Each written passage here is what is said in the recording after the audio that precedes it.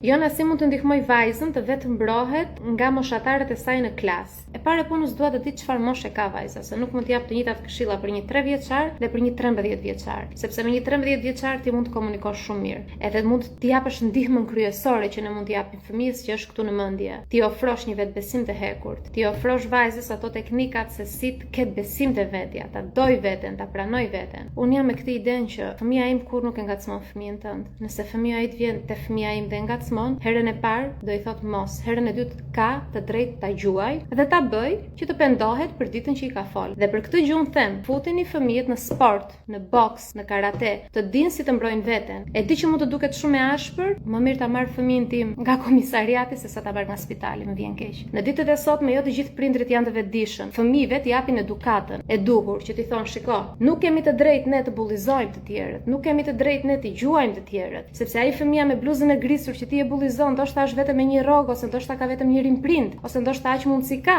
Nuk mund t'i tallim ne fëmijët për pamjen fizike, për hundën, për tiparet, sepse kështu ja ka bërë Zoti. Pra, kur është një prind me këtë vetëdije dhe me këtë zemër të hapur, jam dakord. Nuk do arrinim në këtë fazë. Po duke marrë parasysh që 90% e njerëzve janë gjumë në programim, dhe aq më tepër është programim shumë negativ se ai që kam pas unë apo që ke ti. Sepse ne kemi qenë të vetëdijshëm, është programim shumë i errët, me i thellë, pa vetëdijshëm, do më duhet që unë të marr masa, që fëmia im të di si të mbrohet.